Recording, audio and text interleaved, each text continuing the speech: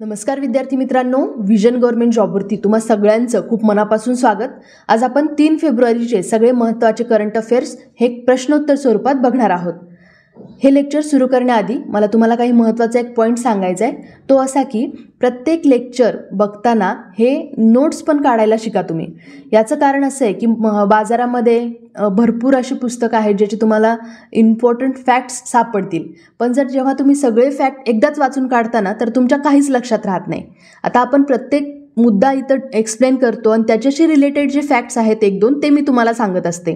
आणि परीक्षेच्या दृष्टिकोनातून असे फक्त प्रत्येक टॉपिकशी रिलेटेड 3 ते 4 फॅक्टच आपल्याला लक्षात ठेवायचे असतात. जर तुम्हाला त्या पुस्तकांमध्ये किंवा यूट्यूबवरती सुद्धा असे बरेच लेक्चर मिळतील जिथे भरमसाठ एका स्लाईडवरती सगळे फॅक्ट सांगितलेले असतात, पण फक्त फॅक्ट वाचून दाखवल्यावरती तुमच्या ते लक्षात राहतात का, किंवा याचं फॉलोअपसुद्धा तुम्ही स्वतः घ्यायला पाहिजे. ठीक आहे, त्याच्यामुळे नोट्स काढणं खूप महत्त्वाचं आहे. तर आता इथे मी जास्त या मुद्द्यावरती लेक्चर देत नाही. आता आपण आपल्या लेक्चरला सुरुवात करूया. तर आपला पहिला प्रश्न बघण्याआधी आपण होमवर्कचा प्रश्न बघूया. तो प्रश्न असा होता की भारतीय तटरक्षक दिवस कधी साजरा केला जातो? यातलं बरोबर उत्तर आहे पहिला पर्याय, 1 फेब्रुवारीला आपण भारतीय तटरक्षक दिवस साजरा करत असतो. आणि या वर्षीचा 2023चा हा आपण 47वा स्थापना दिन साजरा केलेला आहे. आता आपण थोडक्यामध्ये या तटरक्षक दिनाचा इतिहास समजून घेऊया. आपण 1 फेब्रुवारीलाच हा दिवस का साजरा करतो याचं कारण सुद्धा आपल्याला इतिहासात सापडतं. 1 फेब्रुवारी 1977ला आपल्या भारताच्या संसदेने तटरक्षक कायदा 1978 हा संमत केला होता आणि त्यामुळे आपण दरवर्षी 1 फेब्रुवारीला भारतीय तटरक्षक दिन साजरा करतो. आणि यावर्षी आपण 47वा स्थापना दिन साजरा केला आहे, हा लक्षात ठेवा. 19 ऑगस्ट 1978ला आपले तेव्हाचे पंतप्रधान मोरारजी देसाई यांनी फक्त 7 जहाजांसोबत या दलाची स्थापना केली होती. आणि सध्या जर आपण बघितलं तर आपला भारतीय तटरक्षक दल हा जगातला 4थ्या क्रमांकाची सगळ्यात शक्तिशाली तटरक्षक दल आहे. ठीक आहे, 1978मध्ये जरी आपल्याकडं तेव्हा 7च प्लॅटफॉर्म किंवा 7च शिप असल्या तरीसुद्धा आज आपल्या इंडियन कोस्ट गार्डकडं 158 जहाजं आहेत आणि 78 एअरक्राफ्ट आहेत. आणि हेच आपण 2025पर्यंत एक टार्गेट ठेवलं आहे की आपल्याकडं 2025पर्यंत 200 सरफेस प्लॅटफॉर्म पाहिजे आणि 80 एअरक्राफ्ट पाहिजे असं आपण टार्गेट ठेवलेलं आहे. ठीक आहे, आणि हे संरक्षण मंत्रालयाच्या अंतर्गत काम करत असतं. आता काही महत्त्वाचे फॅक्ट आहेत ते लिहून घ्या. आपले सध्याचे भारतीय तटरक्षक दलाचे महासंचालक आहेत वीरेंद्र सिंग पठानिया. आणि या दलाची स्थापना आपण बघितली 1 फेब्रुवारी 1977ला झाली होती आणि याचं हेडक्वार्टर आहे नवी दिल्ली येथे. ठीक आहे, तर हा प्रश्न तुम्हाला पूर्ण समजला असेल. आता आपण या लेक्चरमधला पहिला प्रश्न बघू. पुढीलपैकी कशाचा अभ्यास करण्यासाठी आदित्य L1ला लॉन्च केले जाणार आहे? तर या प्रश्नाचं बरोबर उत्तर आहे तिसरा पर्याय, सूर्याचा अभ्यास करण्यासाठी आपण आदित्य L1ला म्हणजे आपले इस्रो हे लॉन्च करणार आहे. आणि ही आपली भारताची पहिलीच सौर मोहीम आहे, त्याच्यामुळं आदित्य L1 हा टॉपिक आपल्या एक्झाम पॉईंट ऑफ व्ह्यू खूप महत्त्वाचा आहे. ह्याच्यावरती खूप जास्त पॉसिबिलिटीज आहेत की प्रश्न बनू शकतो. ठीक आहे, तर आपले इस्रो हे जुलै 2023मध्ये याला लॉन्च करणार आहे. आणि ह्याचं जे मिशन आहे म्हणजे कशासाठी आपण लॉन्च करतोय तर सूर्याचा आणि त्याच्या जे कक्षा आहेत त्याचा अभ्यास करण्यासाठी हा आदित्य L1ला आपण लॉन्च करणार आहे. आता L1 आपण म्हणतोय तर हे काय आहे बरं? तर L1 नावाची एक कक्षा असते, म्हणजे एक ऑर्बिट असतं. ह्याच्यामध्ये काय स्पेशालिटी आहे की ह्या कक्षेमध्ये जर एखादा उपग्रह गेला तर तिथे गुरुत्वाकर्षण 0 असतं. म्हणजे आपण जेव्हा हे सॅटेलाईट लॉन्च करणार, आदित्य L1 लॉन्च करणार, तर हे L1मध्ये आपण करणार, कारण तिथं पृथ्वी आणि सूर्यातलं गुरुत्वाकर्षण हे 0 असतं. म्हणजे तिथं ते सॅटेलाईट स्थिर होऊ शकतं. आणि जर ते सॅटेलाईट स्थिर झालं तर आपण सूर्याचा या सॅटेलाईटच्या माध्यमातून व्यवस्थित अभ्यास करू शकतो. ठीक आहे, या L1 कक्षेमध्ये सोडल्यामुळं हे सॅटेलाईट तिथं स्थिर होणार आहे, जेणेकरून त्याला सतत सूर्याकडे बघता येईल आणि त्याचा चांगल्या पद्धतीने अभ्यास करता येईल. याचा उद्देश काय आहे तर पृथ्वी आणि सूर्याच्या जो प्रभाव आहे याचा अभ्यास करणं, किंवा सूर्य आणि सूर्याच्या बाहेरच्या आवरणाचा अभ्यास करणं.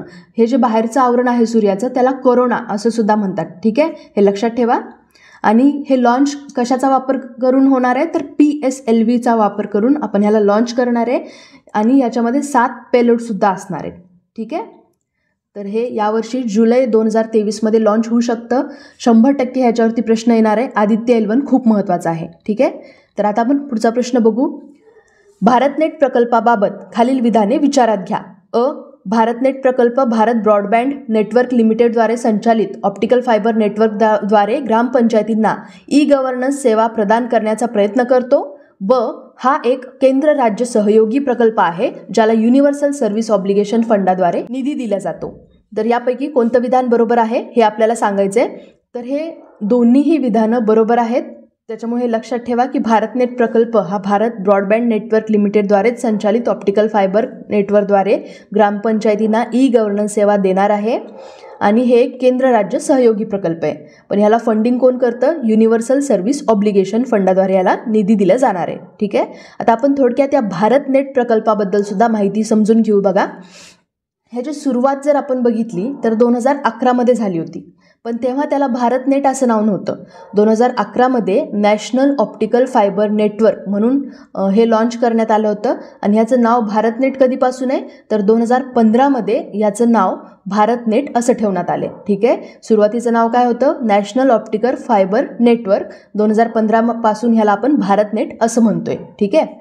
आता ह्याचा उद्देश काय आहे तर हे ऑप्टिकल फायबरद्वारे 2.5 लाख ग्रामपंचायतींना कनेक्टिव्हिटी देणार आहे आणि हे कुणाद्वारे राबवलं जाणार आहे तर भारत ब्रॉडबँड नेटवर्क लिमिटेड म्हणजेच BBNL द्वारे राबवण्यात आलेलं हे खूप प्रमुख मिशन आहे. ग्रामीण भारतामध्ये ई गव्हर्नन्स, ई आरोग्य, ई शिक्षण, ई बँकिंग आणि इंटरनेट तसंच ज्या काही इंटरनेटशी रिलेटेड सेवा असतात तर ह्या सेवा देण्यामध्ये सोपं जावं किंवा सेवांचं वितरण सुलभ करणं हाच या भारतनेटचा प्रमुख उद्देश आहे.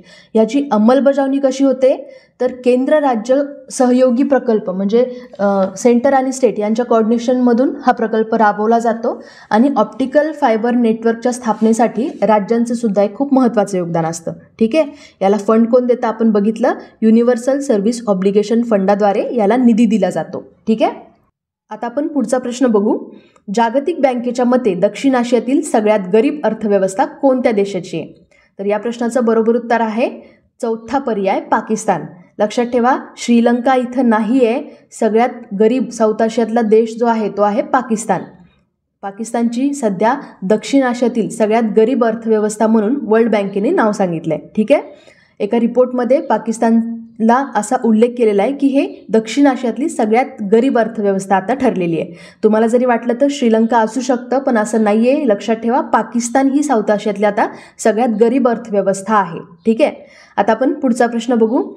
केंद्रीय अर्थसंकल्पाच्या संदर्भात खालील विधाने विचारात घ्या. संसदेत सादर होणारा केंद्रीय अर्थसंकल्प तयार करण्याची जबाबदारी महसूल विभागाची असते. लोकसभेने बहुमताने अर्थसंकल्प मंजूर केला पाहिजे. तर आपल्याला ह्यातलं बरोबर विधान कोणतं आहे हे सांगायचं आहे. तर या प्रश्नाचं बरोबर उत्तर आहे दुसरा पर्याय, फक्त बरोबर आहे, चुकीचं आहे. कसं काय ते बघू. भारतीय राज्यघटनेच्या कलम 112 नुसार एका वर्षाच्या केंद्रीय अर्थसंकल्पाला वार्षिक वित्तीय विवरण असं म्हणतात. अर्थसंकल्प असं नाव आपल्या राज्यघटनेमध्ये नाही आहे, हा मुद्दा इथे लक्षात ठेवायचा आहे. 112 कलमामध्ये काय सांगितलं आहे की एका वर्षाच्या केंद्रीय अर्थसंकल्पाला वार्षिक वित्तीय विवरण असं म्हणतात, म्हणजेच ॲन्युअल फायनान्शियल स्टेटमेंट, AFS असं म्हणतो आपण. अर्थमंत्रालयामधलं आर्थिक व्यवहार विभागाचा अर्थसंकल्प विभाग हा अर्थसंकल्प तयार करण्यासाठी जबाबदार नोडल संस्था आहे. इथं आपल्याला ऑप्शन विधानात काय सांगितलंय की संसदेत सादर होणारा केंद्रीय अर्थसंकल्प तयार करण्याची जबाबदारी महसूल विभागाची आहे. महसूल विभागाची जबाबदारी नाही. ही कुणाची जबाबदारी आहे? कोणती नोडल संस्था आहे? तर अर्थ मंत्रालयातली आर्थिक व्यवहार विभागाचा अर्थसंकल्प विभाग हा तयार करत असतो. ठीक आहे. हा अर्थसंकल्प केंद्र सरकार लोकसभेच्या मान्यतेद्वारे व्यवस्थापित करतं आणि म्हणूनच याला लोकसभेने मान्यता देणं गरजेचंच आहे आणि या विधेयकाला लोकसभेमध्ये बहुमताचा पाठिंबा असतोच. ठीक आहे. त्याच्यामुळे इथं फक्त हे स्टेटमेंट बरोबर आहे, अविधान इथं चुकीचं आहे. तर अर्थसंकल्पाशी रिलेटेड सगळे काही महत्त्वाचे मुद्दे सरांनी एका लेक्चरमध्ये केंद्रीय अर्थसंकल्पमध्ये पूर्ण डिटेलमध्ये एक्सप्लेन केलेलं आहे. जर तुम्ही ते लेक्चर बघितलं नसेल तर नक्की बघून घ्या. ते एक जरी लेक्चर तुम्ही बघितलं तर अर्थसंकल्पासाठी दुसरा कुठलाच मुद्दा किंवा कुठलंच लेक्चर बघण्याची तुम्हाला अजिबात गरज पडणार नाही. ठीक आहे. तर आता आपण पुढचा प्रश्न बघू. जानेवारी 2023 G20 अंतर्गत पहिली G20 आंतरराष्ट्रीय वित्तीय आर्किटेक्चर वर्किंग ग्रुप मीटिंग भारतीय अध्यक्षतेमध्ये आयोजित करण्यात आली होती. तर कुठे आयोजित केली होती हे आपल्याला इथे सांगायचं आहे. तर या प्रश्नाचं बरोबर उत्तर आहे दुसरा पर्याय, चंदीगडला पहिली G20 आंतरराष्ट्रीय वित्तीय आर्किटेक्चर वर्किंग ग्रुप मीटिंग ही आयोजित करण्यात आली होती.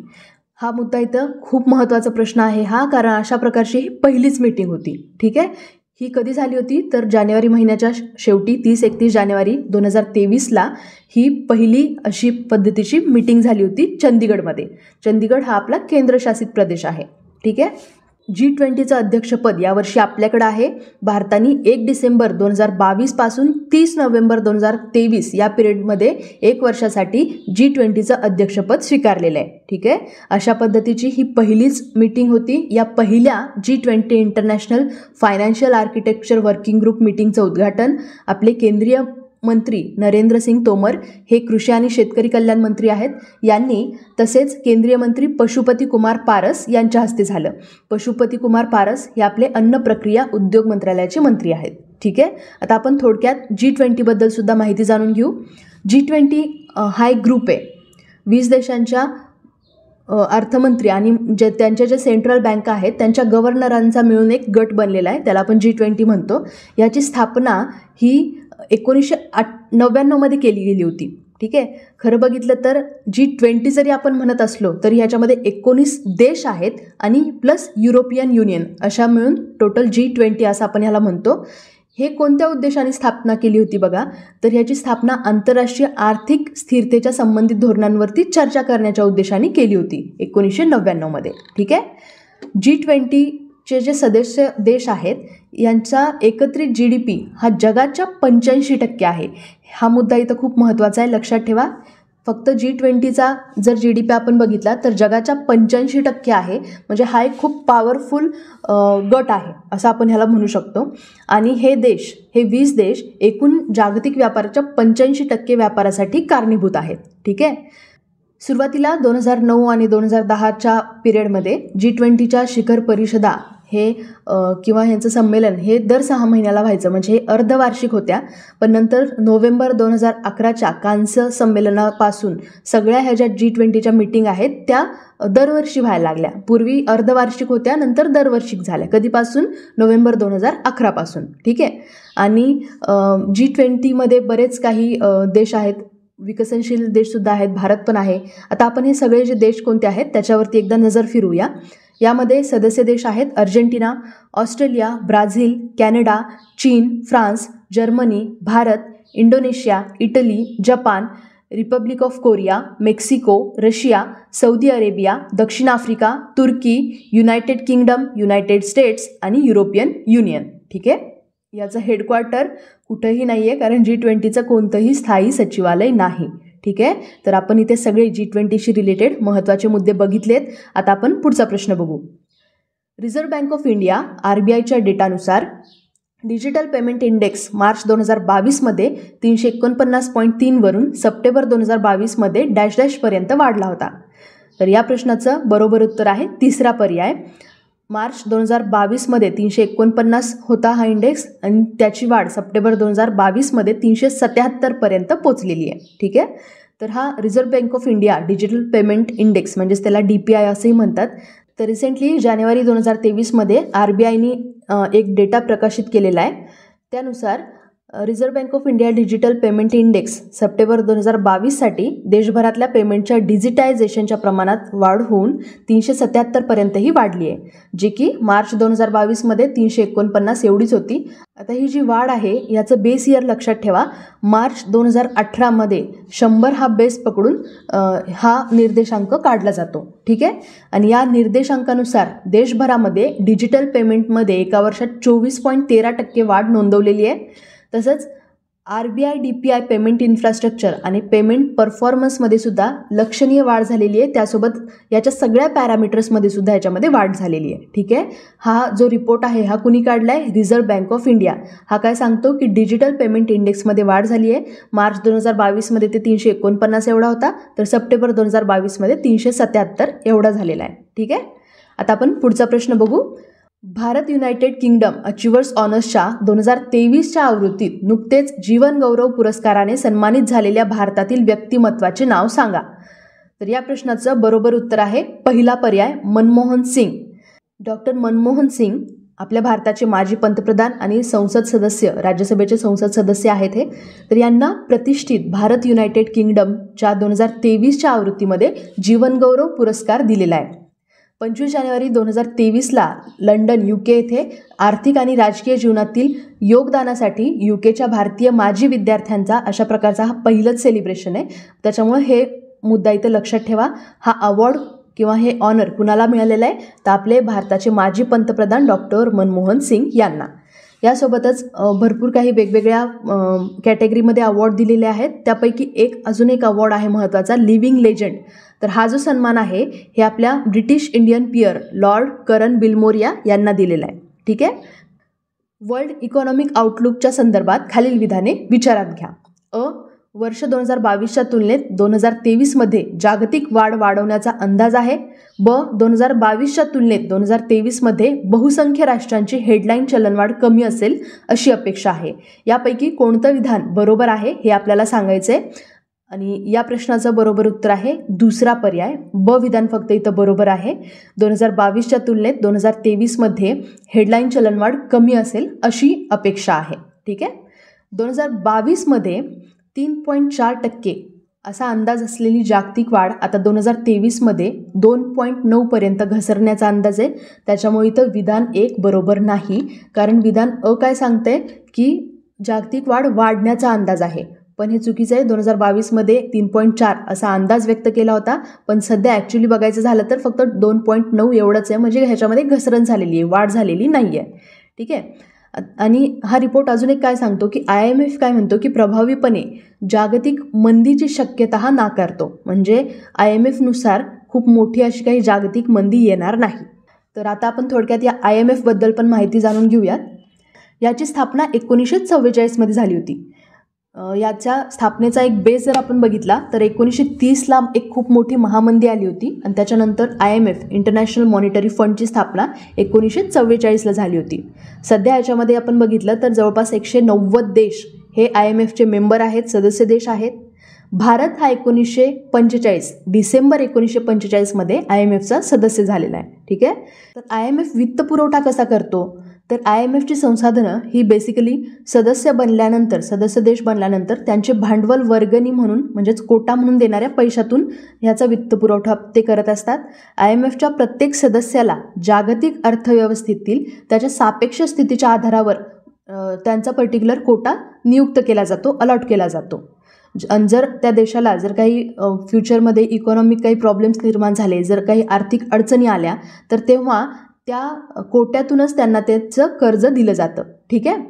IMF हे खूप महत्त्वाची संस्था आहे जी 4 महत्त्वाचे रिपोर्ट किंवा प्रकाशनं हे प्रकाशित करत असते.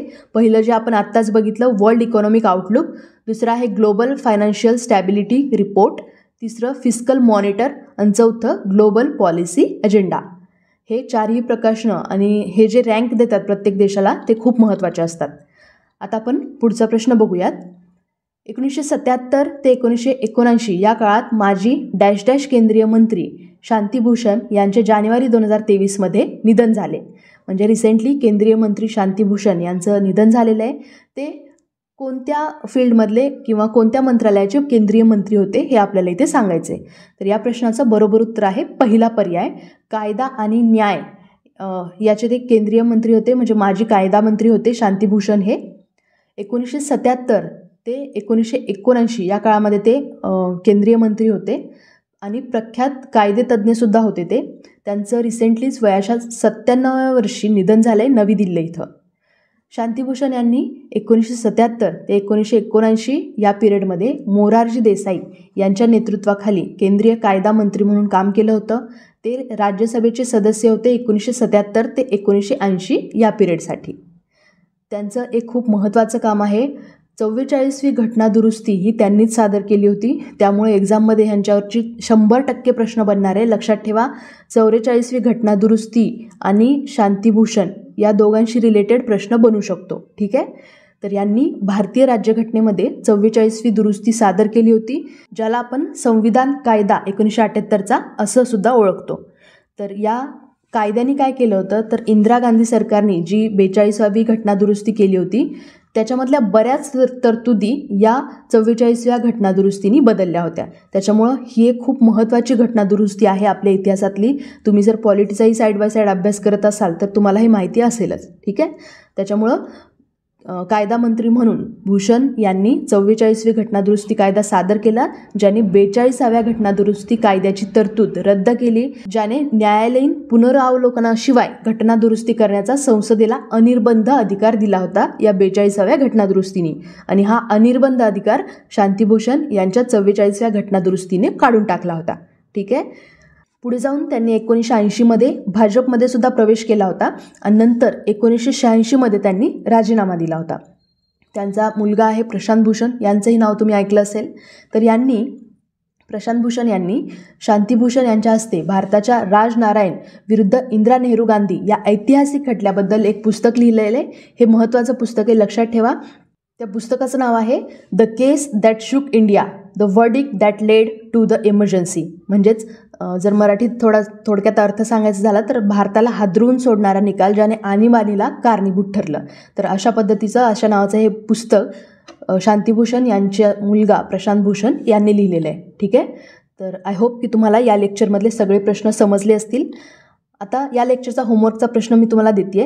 याचा आन्सर तुम्ही नक्की कमेंट करून कळवा. जरी तुम्हाला नाही आलं तर तुम्ही ते गुगलवरती सर्च करू शकता, पण ह्याचा आन्सर नक्की द्या. जेव्हा तुम्ही एखादा मुद्दा स्वतःहून शोधता तेव्हा तुम्हाला 4 मुद्दे एक्स्ट्रा कळतात, जे की तुमच्या परीक्षेच्या दृष्टिकोनातून महत्त्वाचे असू शकतात. ठीक आहे. तर हा प्रश्न आहे, पंतप्रधान आवास योजनेसाठी किती खर्च करण्यात आला आहे? तर 4 पर्याय आहेत, 79,000 कोटी, 1,15,000 कोटी, 2.25 हजार कोटी आणि 50,000 कोटी रुपये. तर या प्रश्नाचं उत्तर तुम्ही नक्की कमेंट करून कळवा. तर आपण भेटूया मग पुढच्या लेक्चरमध्ये. तोपर्यंत जय हिंद, जय महाराष्ट्र. धन्यवाद.